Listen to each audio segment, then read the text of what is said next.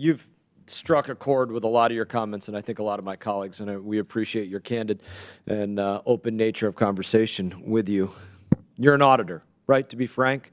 A bean counter, was that?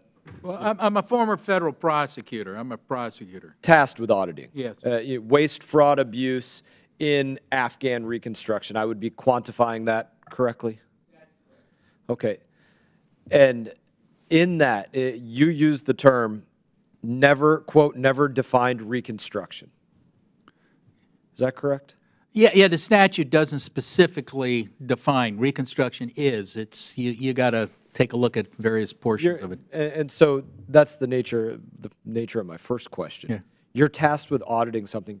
Do you, whether it's because of some specific sentence in a document you were given or because of something somewhere else, can you, as the auditor, define what reconstruction is? We have defined it in basically as if you look at the statutes, and I'm happy to give you chapter and verse, it can be defined as assistance to the benefit of the Afghan people. That's how we've interpreted it. That's how the appropriators have interpreted it. And only recently has the State Department interpreted it as it doesn't cover anything else, and it doesn't cover any of the programs in Afghanistan. Even as specific humanitarian programs that we were auditing before that the State Department in aid was cooperating with, once the Taliban took over, the State Department said those programs are no longer reconstruction. So to the best of your knowledge and what you can recall seeing, reading, being lectured on, whatever, to the benefit of the Afghan people. I'm a firm believer when we look at U.S. policy that we say in any bit of it, U.S. aid or anything, does our policy support what we want for each country? I have it written on a board in my office because we should always, in my opinion, be answering that question. So in your statement there, you know, to support the Afghan people, can you see clearly in anything you've said what we want out of this for the United States of America? Currently, right now? I'll let you answer it now. Well, right now, I think that's a problem. We don't really have a strategy articulated by the administration on what we're doing in Afghanistan, a specific strategy for Afghanistan. We used to do that on a regular basis. Right. Well, we haven't. Yeah. We don't. We don't. That's amazing. It's not the most provocative thing that you can hear, but it is amazing that, you know, we're talking about whether it's $11 billion since, you know, this year or $3.5 billion since this year or whatever the time frame is.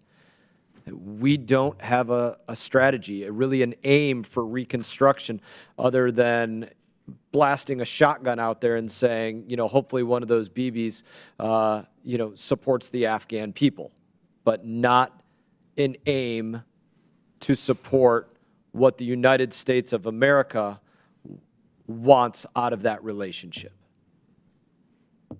It's correct. I don't know that there's another question I can ask you because there's not an answer.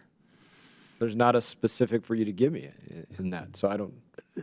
That's a problem we've been facing in Afghanistan, I think, for 20 years. We didn't really know what our objective was.